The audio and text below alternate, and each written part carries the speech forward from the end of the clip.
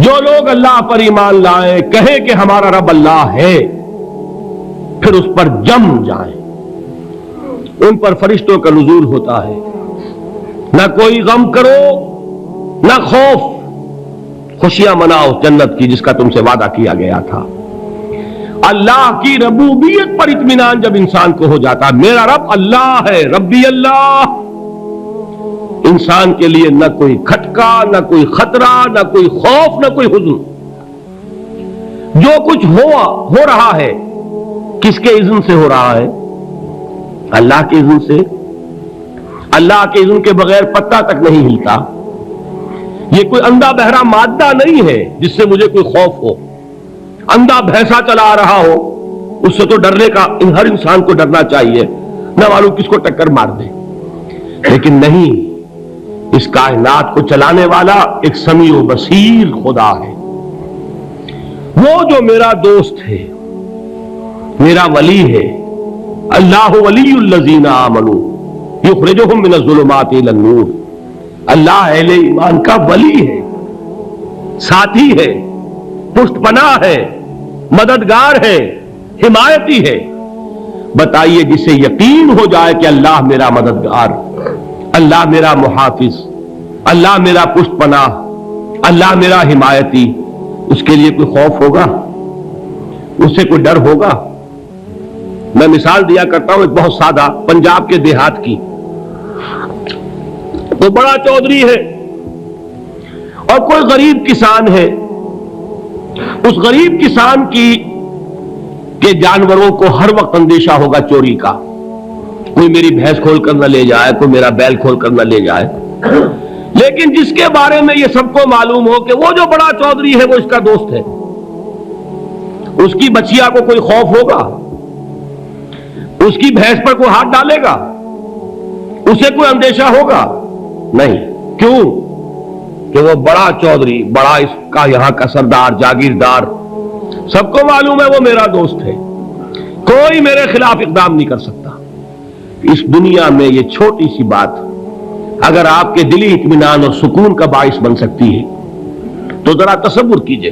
میں لفظ تصور استعمال کروں گا صرف اس لیے کہ اس کا ہم جس کو کہتے ہیں ادراک اور شعور کر نہیں سکتے، اگر کے ساتھ کر سکتے۔ اگر یقین ہو کہ اللہ میرا مددگار اور یقین ہو کہ اللہ ہر آن میرے ساتھ ہے، پھر کوئی خوف؟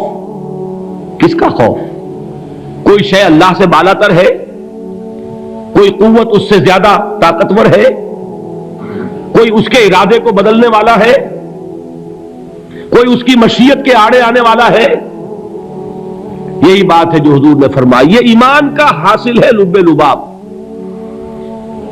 کہ دیکھو اچھی طرح اس بات کو ذہن نشین کر لو، اگر تمام انسان مل کر تمہیں کوئی نقصان پہنچانا چاہے نہیں پہنچا سکتے، مگر جو کچھ اللہ نے لکھ دیا ہو، اور تمام انسان مل کر تمہیں کوئی نفع پہنچانا چاہے نہیں پہنچا سکتے، مگر وہ شے جو اللہ نے طے کر دی ہو۔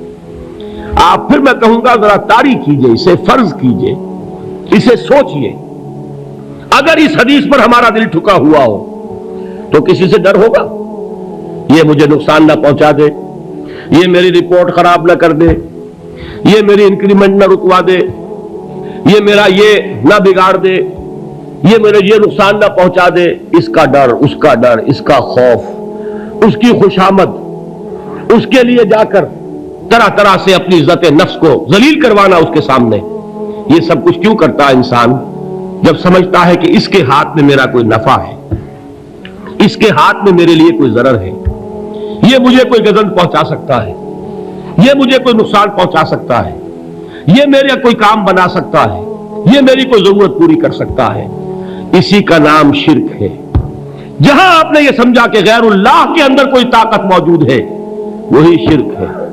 بتوں سے تجھ کو امید ہے، خدا سے نو امیدی، مجھے بتا تو صحیح اور کافری کیا ہے؟ شرک تو یہ ہے۔ جس پر بھی تمہیں یہ خیال ہے، کلمہ ہے یہ کلمہ سوم، لا حول ولا قوت الا باللہ، ذرا اس پر دل کو کبھی اگر آپ تصور کریں، پھر فرض کریں، دل ٹھک جائے اس پر، کوئی طاقت نہیں۔ یہی بات تھی جو شیخ عبد القادر جیلانی رحمۃ اللہ علیہ نے اپنی وصیت میں اپنے بچے سے کہی.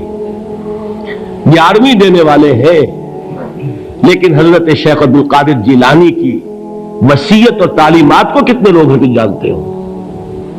یہ جن مقامات تک پہنچے ہیں وہ کس چیز کی بدولت پہنچے؟ انہوں نے جو پیغام دیا وہ کیا تھا؟ اے میرے بچے، جس طریقے سے قرآن مجید میں حضرت لقمان کی نصیحتیں جو ہے نقل کر دی گئی ہیں، میں یہ عرض کروں گا بالفرض اگر قرآن حضرت عبد القادر جیلانی کے بعد نازل ہوا ہوتا تو شیخ عبد القادر کی یہ نصیحتیں بھی قرآن میں درج ہوتی. اتنی اونچی نصیحتیں ہیں. اے میرے بچے، اس حقیقت کو ذہن نشین کر لے، لا فاعل فی الحقیقت ولا مؤثر الا اللہ. اس کائنات میں نہ کوئی فاعل حقیقی ہے نہ مؤثر حقیقی ہے سوائے اللہ کے. کسی شے میں کوئی تاثیر نہیں اگر اللہ نہ چاہے. آگ جلا نہیں سکتی اگر اللہ نہ چاہے. پانی ڈبو نہیں سکتا اگر اللہ نہ چاہے. زہر ہلاک نہیں کر سکتا اگر اللہ نہ چاہے. کوئی چیز فائدہ نہیں پہنچا سکتی اگر اللہ نہ چاہے. تو در در پہ کیوں سر جھکاتے ہو؟ در در پر کیوں جبیں سائی کرتے ہو؟ سب کے سامنے کیوں ہاتھ پھیلاتے ہو؟ ایک اللہ سے مانگو، ایک اللہ کے سامنے جبین پر اپنی جبین رکھو. لا فاعل فی الحقیقت ولا مؤثر الا اللہ. نظر آتا ہے ہمیں کہ پانی پیاس بجھا دیتا ہے. پیاس بجھانے کی صلاحیت پانی میں نہیں ہے، اللہ کے اذن سے. کھانا بھوک مٹا دیتا ہے. بھوک مٹانے کی صلاحیت کھانے میں نہیں ہے، اذن رب میں ہے. دیکھیے یہی یقین تھا. حضرت موسیٰ علیہ السلام کا واقعہ یاد کیجئے. سامنے سمندر آ گیا ہے، قوم دیکھتی ہے پیچھے کہ گرد و غبار کا طوفان ہے. معلوم ہوا کہ فرعون اپنے لشکر سمیت آ گیا ہے. لشکر جب چلتا تھا تیز رفتاری کے ساتھ تو گرد و غبار کا جو طوفان اٹھتا تھا اس کا تصور کیجیے. اور لمحہ بلمحہ وہ قریب آ رہا ہے. پوری قوم نے کیا کہا؟ اے موسیٰ انا لمدرکون، اے موسیٰ ہم کو پکڑے گئے. قرآن مجید میں تو یہاں وہ باتیں نہیں لکھی ہیں، لیکن تورات میں یہ درج ہے کہ بنی اسرائیل جھگڑنے لگے، دست و گریبان ہو گئے موسیٰ کے ساتھ. موسیٰ ہمیں یہاں مروایا لا کر، اس سے تو ہم ہی بہتر تھے. وہاں کھانے کو ملتا تھا، زندگی تو تھی، بیگار ہم کر رہے تھے، موت تو نہیں تھی. اب جو کچھ ہوگا اس کا تصور کرو، جس طریقے سے ہمارے ٹکڑے اڑائے جائیں گے. تو لڑ رہے ہیں حضرت موسیٰ علیہ السلام سے. یہ تورات کی تفصیل ہے. قرآن میں صرف اتنا آیا ہے، پریشان ہو کر انہوں نے کہا انا لمدرکون، موسیٰ ہم تو پکڑے گئے. اس وقت موسیٰ کا جواب کیا ہے؟ کلا ان معی ربی سیہدین. نہیں، میرے ساتھ میرا رب ہے، وہ راستہ دے گا. بتائیے کہاں راستہ نظر آ رہا ہے؟ یہ ہے ایمان بالغیب. راستہ نظر نہ آئے تب اللہ پر یقین ایمان ہے. جیب میں پیسے ہوں اور تب دل کو اطمینان ہے تو ایمان کس پر ہوا؟ پیسے پر، اللہ پر نہیں. جب وسائل و ذرائع نہ ہو اور پھر یقین ہو کہ اللہ مسبب الاسباب ہے، وہ اسباب کا پابند نہیں ہے، وہ اسباب کا محتاج نہیں ہے، اسباب اس کے محتاج ہے. اگر یہ یقین ہے تو اللہ پر ایمان ہے. یہ نہیں ہے تو تمہارا ایمان اسباب پر ہے، وسائل پر ہے، ذرائع پر ہے، مادیات پر ہے، اللہ پر نہیں. اس وقت کہاں راستہ تھا؟ وہ راستہ تھا سمندر ہے اور ادھر سے لشکر آ گیا ہے. کلا ان معی ربی سیہدین. اب دیکھیے ایمان کہہ دینا آسان ہے، ہوا معکم اینما کنتم، جہاں کہیں بھی تم ہوتے ہو اللہ تمہارے ساتھ ہوتا ہے. لیکن اس کا یقین قائم ہو جائے تو زمین و آسمان کا فرق واقع ہو جائے. یہی بات ہوئی حضور کے ساتھ. غار ہے، چھپے ہوئے ہیں محمد رسول اللہ اور آپ کے وہ یار غار ابو بکر صدیق رضی اللہ تعالی عنہ. اقبال نے حضرت ابو بکر کی شان میں چند اشعار کہے صرف، لیکن واقعہ یہ ہے کہ بھاری بھاری نظموں پر اور قصیدوں پر بھاری ہے. طویل ترین نظمیں اور قصیدے ہوں ان پر بھاری ہے. ہمتیں ابو بکر کی ہمت جو ہے کشت ملت را چو ابر، جیسے بارش سے کھیتی اپجتی ہے، ابو بکر کی ہمت اور عزیمت اس امت کو اسی طرح سینچنے والی ہے۔ ثانیے اسلام و غار و بدر و قبر،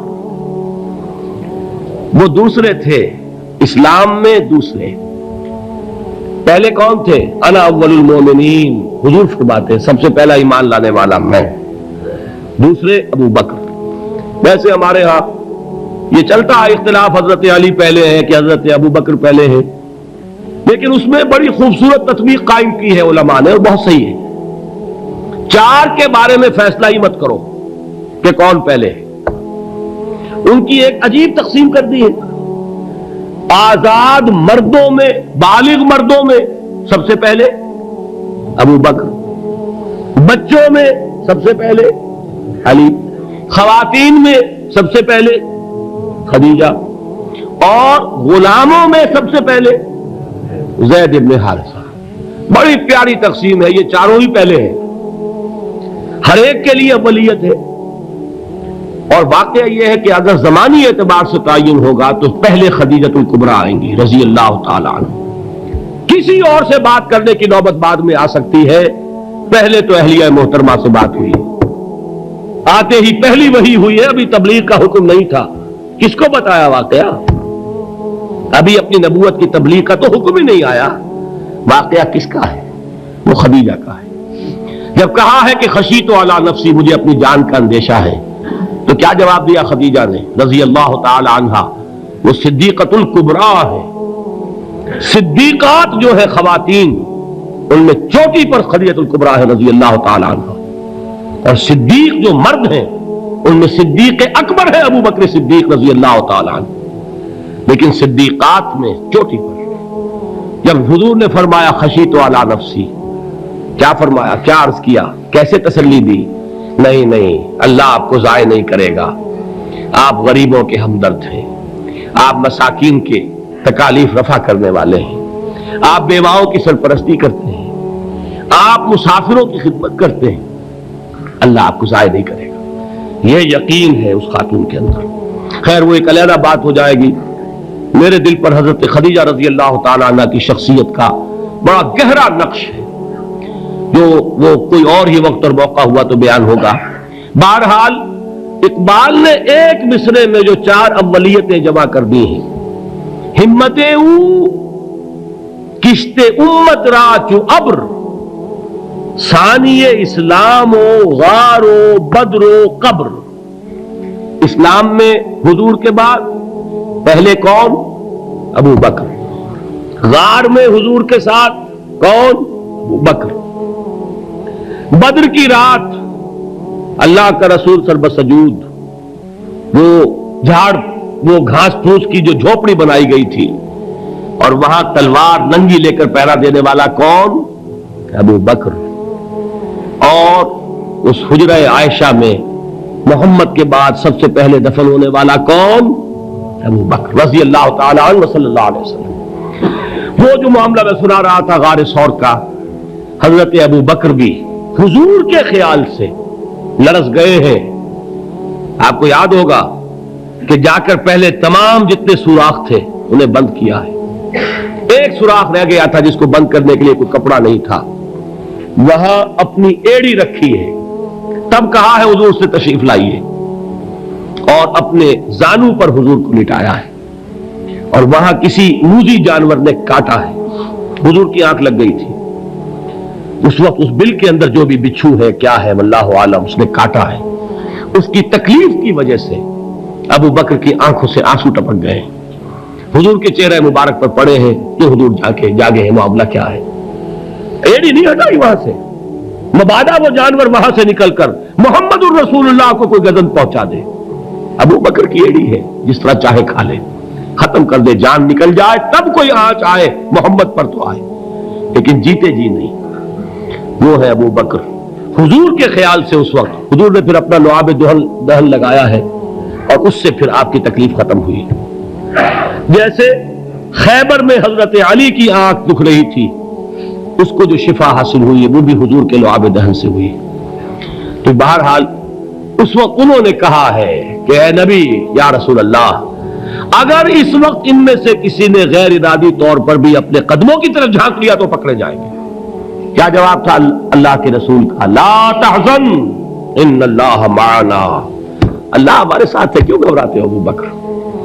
یہ ہے ایمان باللہ، میرا مالک اللہ، میرا رازق اللہ، میرا محافظ اللہ، میرا مددگار اللہ، میرا پشت پناہ اللہ، میرا دوست اللہ۔ یہ دوستی ہے اللہ کی جو لب لباب ہے، حاصل ہے ایمان کا، اسی کا نام ولایت ہے۔